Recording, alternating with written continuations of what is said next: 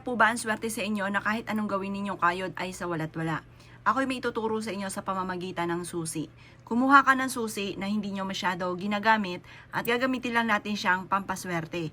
Kailangan natin ng susi ng tagumpay para tayo ay maging matagumpay. Gagamit tayo ng susi at itong susing ito ang gagamitin po natin para tayo ay maka-attract ng swerte, para mabuksan na ang pintuan ng ating pong tagumpay.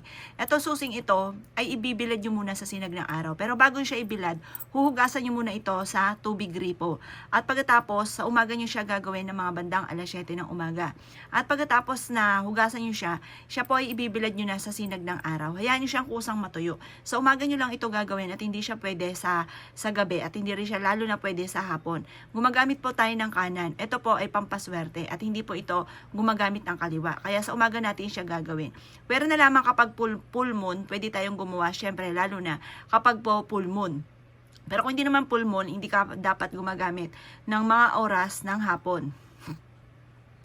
Proven po ito, napakaswerte po nito, basta't naniniwala ka. Kapag po ito ay natuyo na at naibilad nyo na nga po sa sinag ng araw, magwi-wish ka na kapag kukunin nyo po ito. Sabihin nyo, sa pamamagitan ng susing ito, ako ay magiging matagumpay na sa buhay. Binubuksan ko na ang susi ng aking tagumpay. Lahat ng aking mga pinapangarap ay aking makakamtan. Kahit isang susi lamang, pang-sample lang itong aking pinapakita sa inyo. Sabihin nyo po, simula na ito na aking tagumpay, makakamit ko na lahat ng aking mga pinapangarap. Siksik-liglig at tumapot, napakaraming blessing araw-araw ang darating sa akin. Hindi na ako mamumblema sa pera. Lahat ng aking mga pinapangarap ay aking makakamtan. Basta sabihin nyo na lahat ang gusto ninyo na walang gamit na sana, direct to the point. Pag nag-wish ka, siguraduhin nyo mga bossing ko na ikaw ay naniniwala sa mga wishes ninyo. Kasi minsan may mga pagkakataon na nagwi-wish tayo pero alinlangan tayo sa mga winish po natin. Maniwala ka, makakamtan nyo po yan. Basta lalo nyo sasabayan ng sipag at tiyaga. Walang imposible. Sasabayan natin agad itong mga pampaswerte para makamit ka agad natin. Para yung mga kamalasan na maaring paparating ay naitataboy po natin. Proven po ito. Kayo mismo ay ma-amaze sa dami ng mga blessing na darating po sa inyo. Kayo mismo ay ma-amaze dahil ikaw po ay kung dati ay lagi-lagi minamalas, ito puro naman kaswertehan ang darating po sa inyo.